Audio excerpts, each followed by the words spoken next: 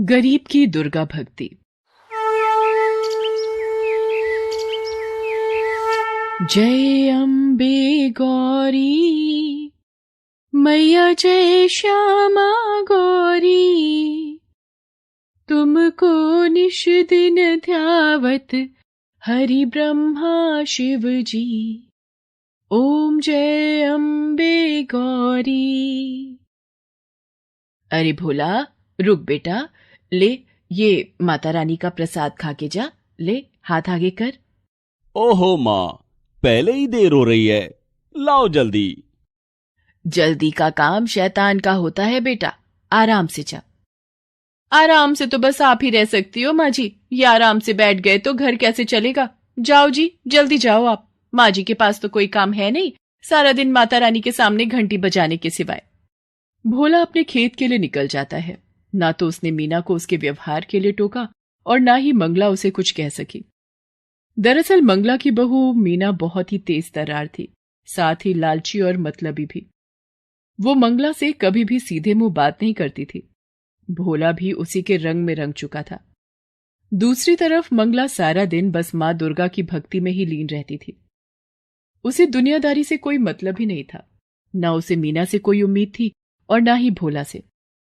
उसे तो बस अपनी माता रानी का साथ ही चाहिए था जो उसके पास था। माते, ये मंगला आपकी परम भक्त है, लेकिन इसकी ये बहू इसे कितना प्रताड़ित करती है। ना तो उसे ठीक से खाने को देती है और ना ही पहनने को। इसका बेटा भी इसकी परवाह नहीं करता। माते, आपको नहीं लगता कि मंगला को आपकी मदद की आवश्यकता है? शेरा, आवश्यकता तो हर मनुष्य को हर समय होती है, लेकिन उसे पूरा कैसे करना है ये तो मनुष्य के अपने हाथ में ही होता है।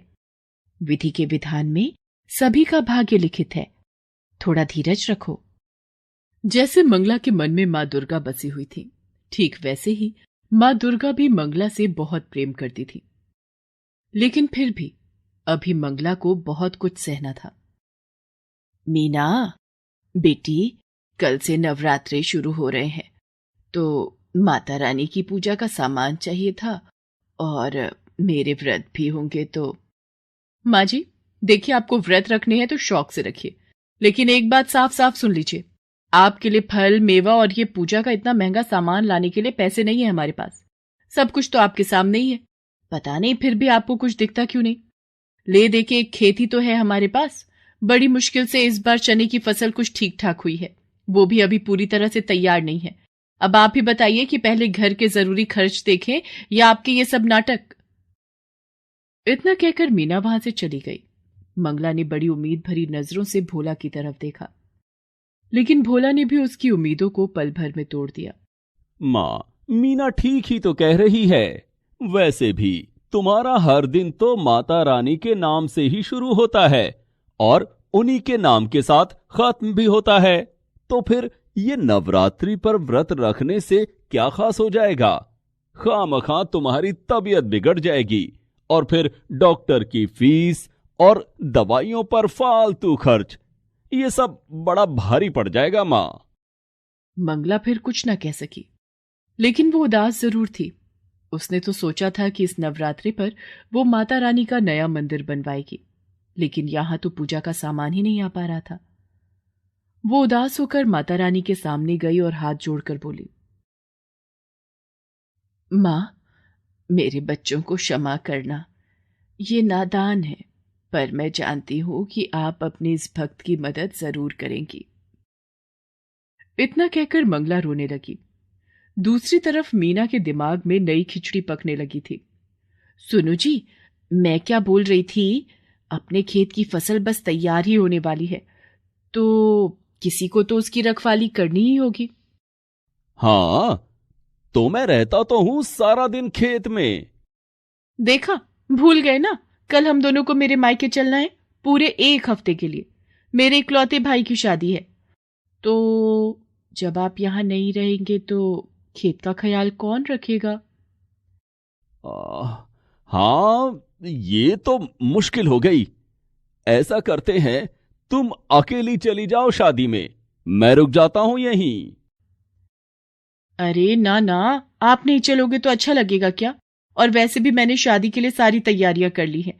आपके लिए और अपने लिए नए कपड़े भी खरीद लिए हैं। ये देखिए, शादी की हर रस्म के लिए अलग अलग कपड़े खरीदे हैं मैंने। तो शादी में तो जाना ही है हम दोनों को। तो फिर खेत खेत को कौन देखेगा? माँ जी है ना, वो रखवाली कर लेंगी खेत की। माँ? लेकिन वो कैसे? वो सारा दिन खेत पर करेंगी क्या? वही जो यहाँ घर पर करती हैं। खेत के कोने में जो एक छप्पर है, वही सारा इंतजाम कर देंगे। उनकी माता रानी की मूर्ति भी ले जाकर रख देंगे वहीं पर। वैसे भी माँ जी के नवरात्रि के व्रत चल रहे हैं, तो उनके खाने पीने की चिंता तो है नहीं।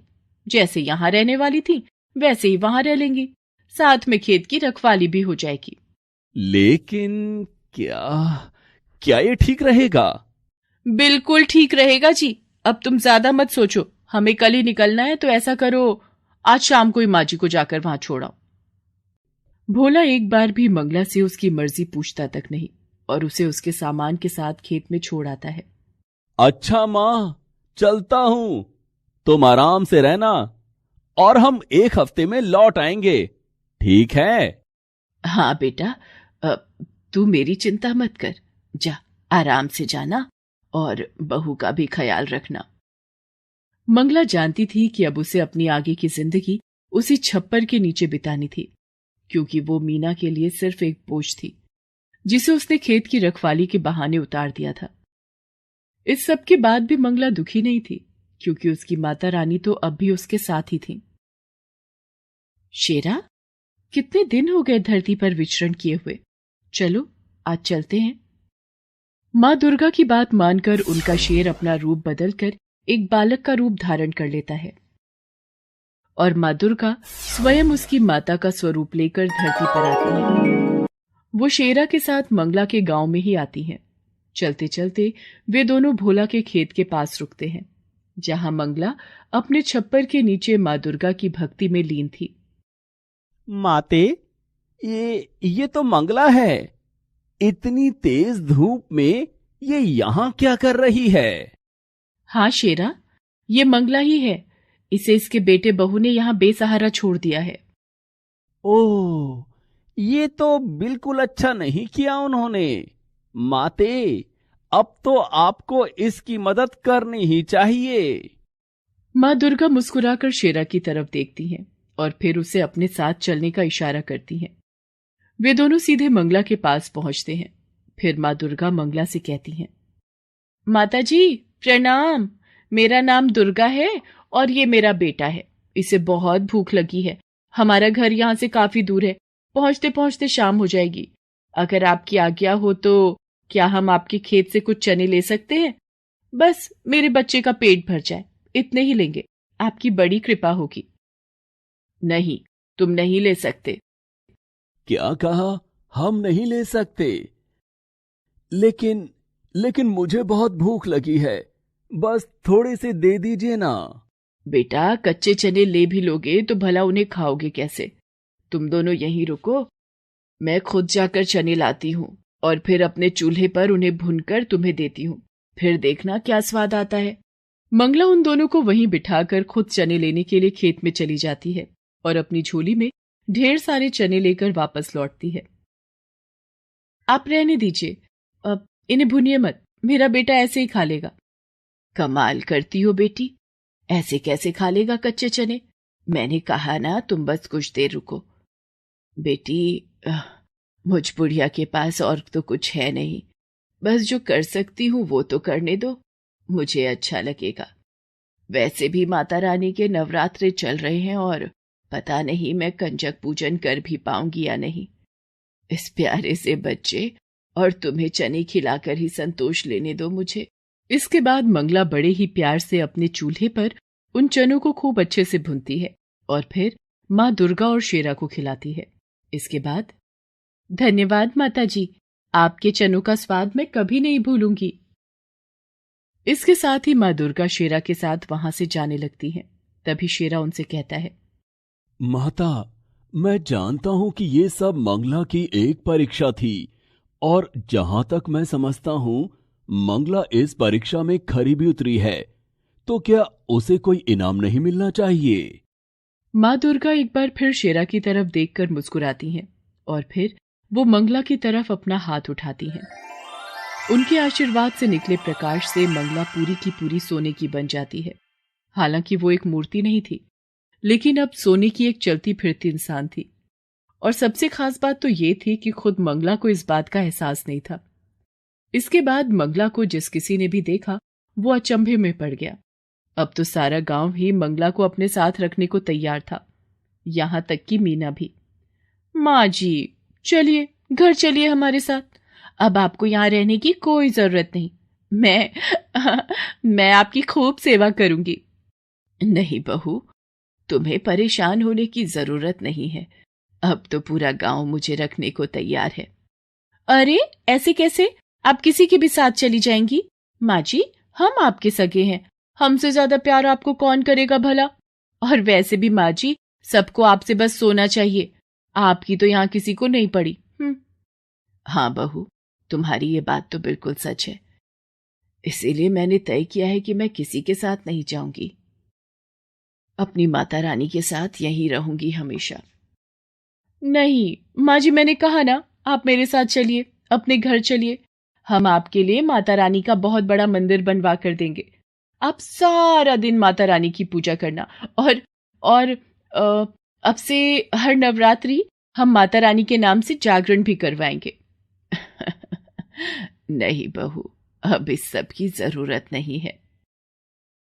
इतना कहकर मंगला माता रानी के चरणों में अपना सिर रखती है और अगले ही क्षण वो अपने प्राण त्याग देती है।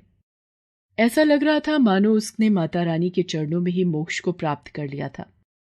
मंगला को जो चाहिए था वो उसे मिल गया था, लेकिन मीना को नहीं, क्योंकि ना तो अब मंगला सोने की थी और ना ही मीना के किसी काम की। Please subscribe this channel.